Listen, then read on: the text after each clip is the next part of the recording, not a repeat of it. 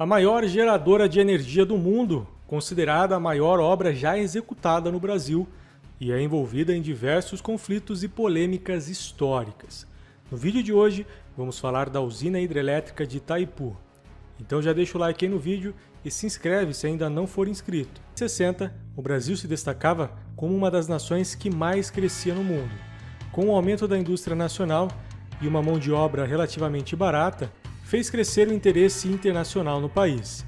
E com todo esse desenvolvimento, veio o aumento populacional. Na época, com pouco mais de 70 milhões de habitantes, estudos já projetavam um colapso energético no país em poucos anos, caso a taxa de crescimento mantivesse o ritmo. Isso fez acender um alerta da necessidade inadiável de aumentar a capacidade energética do país, que na época se tornou prioridade. Equipes de estudos foram contratadas para iniciar pesquisas para a criação de um projeto que fosse suficientemente grande para suprir as demandas energéticas não só da época, mas para as próximas 50 décadas, buscando atender as regiões sul e sudeste do Brasil, o centro econômico do país. O grande desafio, porém, era encontrar o sistema ideal para gerar tamanha quantidade de energia. O Brasil ainda não era essa potência em combustíveis fósseis, o que impossibilitava a instalação de uma usina termoelétrica. A tecnologia nuclear era algo novo e muito caro para um país emergente. Então a solução parecia óbvia. A geração de energia viria de um dos recursos mais abundantes nesse país abençoado por Deus, as suas águas. Somente um sistema de hidrelétrica seria capaz de gerar a quantidade de energia necessária para a demanda projetada. Mas para isso, seria necessário um gigante. A produção de energia pelo sistema de hidrelétricas, considerado um dos poucos sistemas 100% limpos, funciona transformando energia potencial em energia cinética, que é convertida em eletricidade através de uma turbina. Mas o tamanho do projeto exigia um rio à altura, e na região, o único com essa capacidade era o Rio Paraná, considerado o 7º maior rio do planeta. Porém, a escolha, apesar de parecer fácil, ainda escondia um grande desafio: encontrar o ponto ideal para a construção da enorme estrutura. Afinal, os cálculos iniciais previam uma altura mínima de 100 metros. Era necessário encontrar um local onde as margens, assim como o leito do rio, oferecessem uma rocha suficientemente forte para resistir o enorme peso da barragem. Pois mais importante do que a estrutura que sustentaria os trilhões de litros de água é a sua fundação.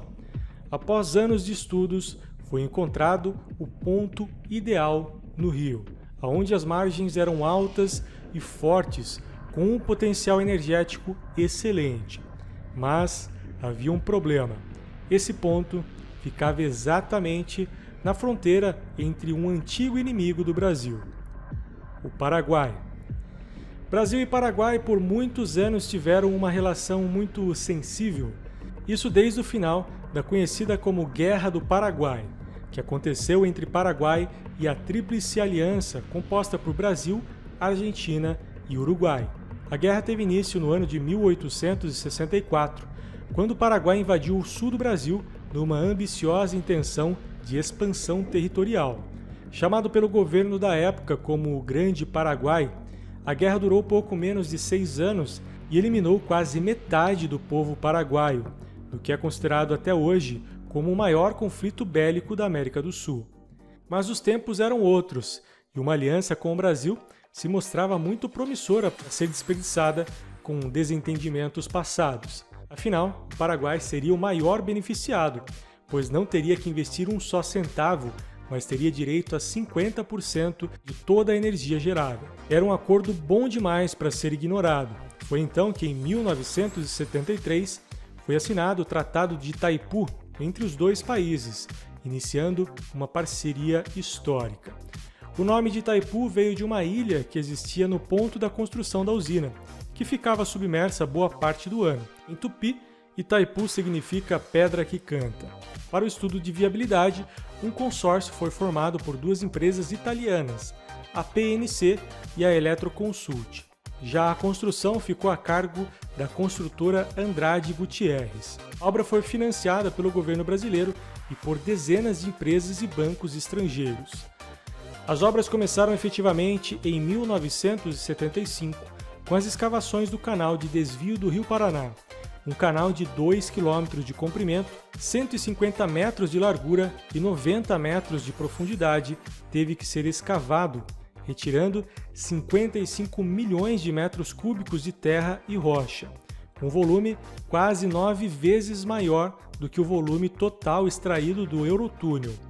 Só para a escavação do canal foram necessários 3 anos de trabalho e 40 mil trabalhadores. Uma obra que alterou completamente a rotina e densidade populacional de cidades inteiras, como a cidade de Foz do Iguaçu, que do dia para a noite saltou de 20 mil habitantes para mais de 100 mil, demandando a criação de toda uma infraestrutura, como criação de escolas, hospitais e praticamente um centro fabril para produzir todas as refeições dos profissionais que atuavam na obra da usina. Mas todo esse progresso teria um preço. Afinal, a barragem alagaria uma área equivalente à cidade de Salvador, colocando-a abaixo de 100 metros de água. Milhares de famílias perderiam suas casas, além de toda a fauna da região, que seria afetada diretamente. Um trabalho ambiental e social de escalas nunca antes vista precisaria ser feito. Enquanto as escavações do canal de desvio aconteciam, equipes faziam os registros de todas as famílias e suas posses para que pudessem entrar no programa de indenizações da usina, na maior avaliação imobiliária da história do país. Foram necessários 4 anos para realizar o levantamento. Algumas famílias receberam indenizações em dinheiro e outras foram pagas com terras equivalentes a um custo de $500 bilhão na época. Além disso, o levantamento de todas as espécies de animais da região também foi feito, fazendo um resgate do maior número possível de animais antes do início efetivo da construção da usina.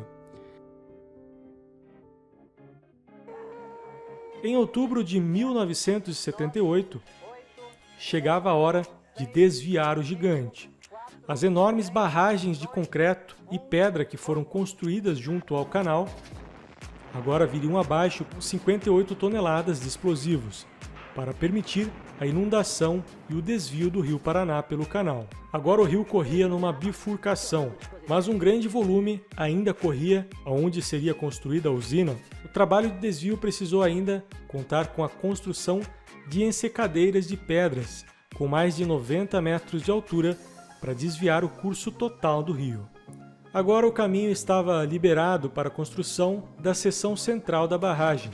De acordo com o projeto, para extrair o maior potencial energético, era necessário uma queda de pelo menos 100 metros. Porém, o leito natural do rio tinha apenas 50 metros de profundidade. Para compensar essa diferença de altura, a barragem precisaria crescer em altura e, consequentemente, em comprimento. Por isso, se estenderia por mais 7.900 metros, se tornando a mais longa barragem da época no planeta. A usina foi construída com um sistema chamado de gravidade aliviada, ou seja, a pressão da água seria resistida pelo peso próprio da barragem. Sendo assim, a massa da barragem teria que ser equivalente à pressão exercida pela água. Através da sua altura, o cálculo de uma base de sustentação foi feito, dando origem ao peso estimado da barragem, que, considerando uma seção maciça, seria muito superior à pressão exercida pela água.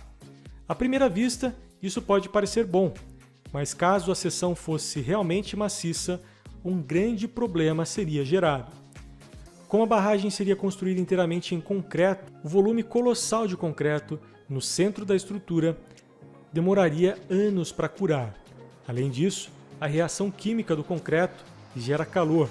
Quanto maior a quantidade de concreto, maior a temperatura. Esse calor acarretaria em fissuras, diminuindo significativamente a resistência da barragem.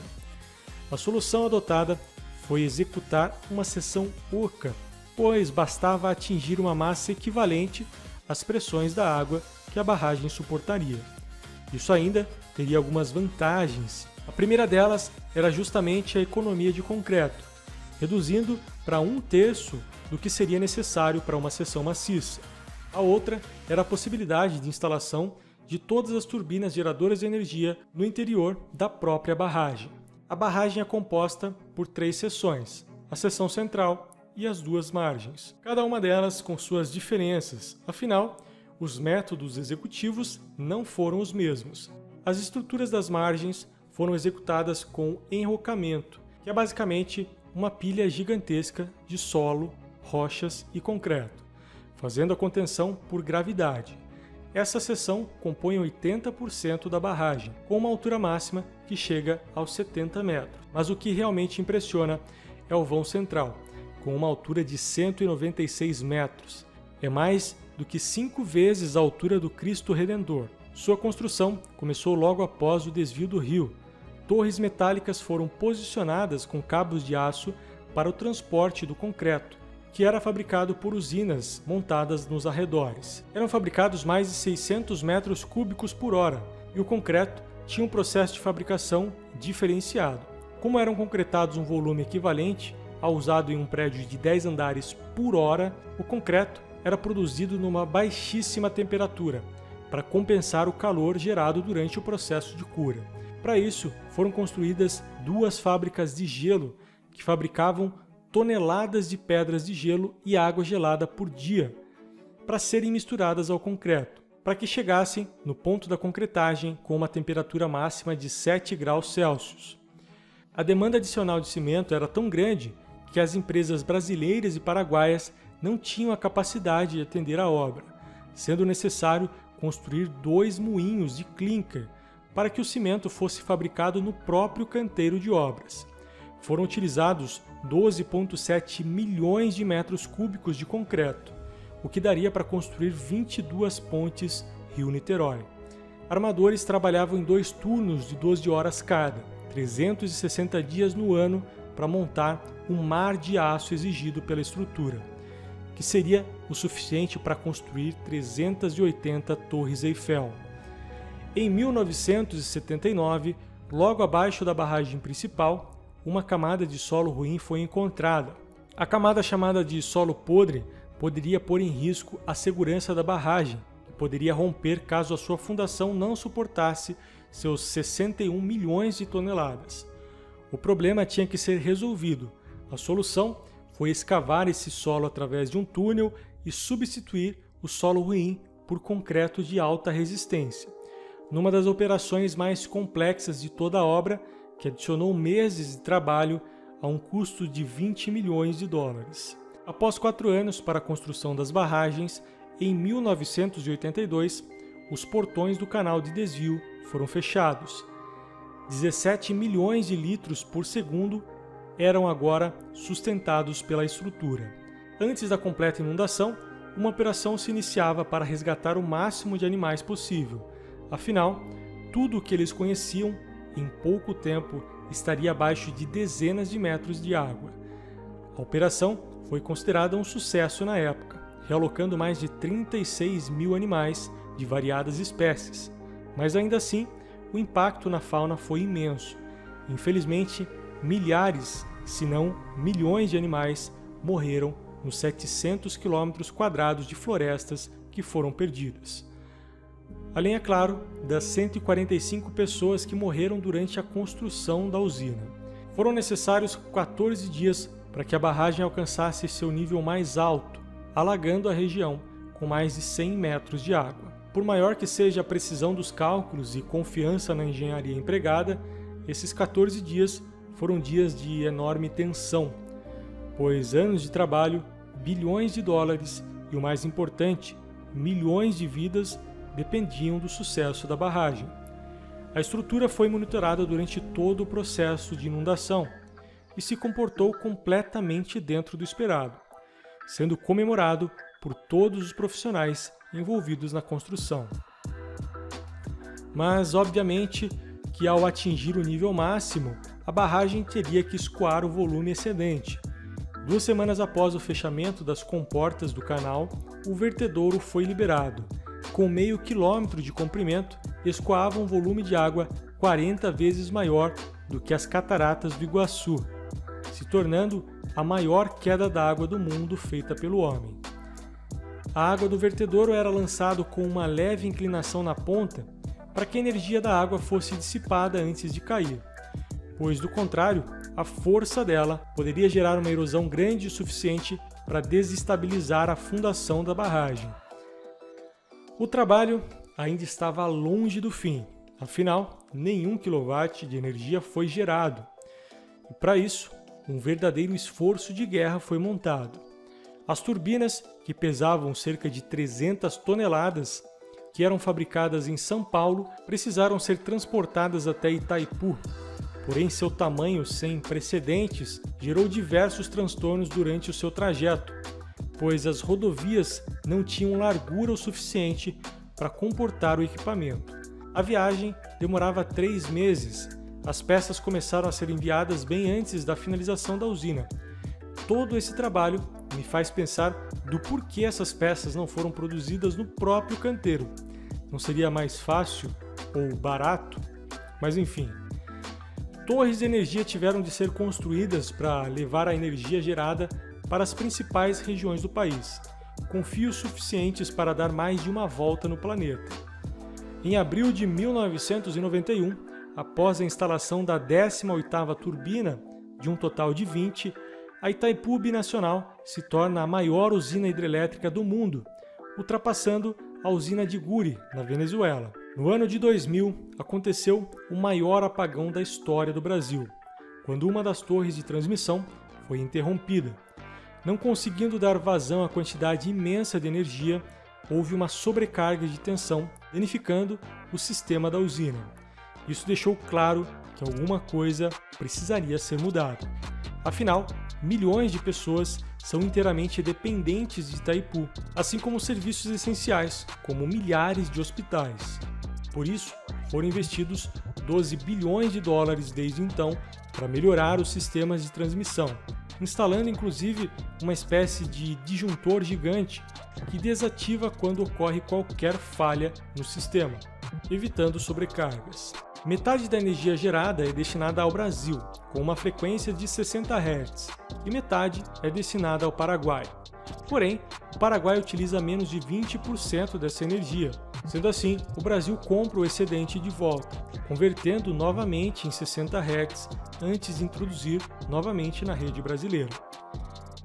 A última turbina geradora de Itaipu foi instalada no ano de 2007, totalizando 20 unidades, onde 18 funcionam continuamente, enquanto 2 param para manutenções.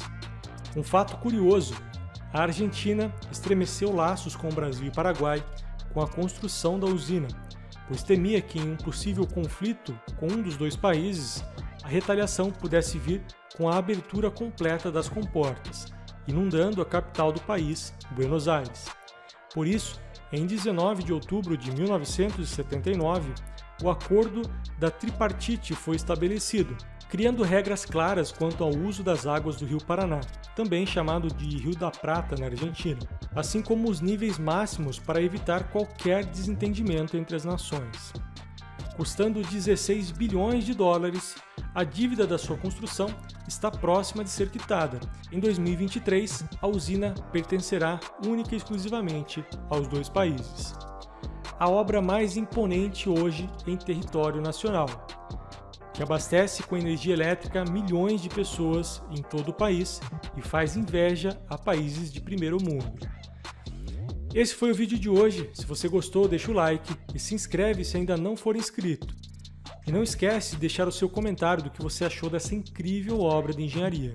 Então é isso, até o próximo vídeo da História das Estruturas.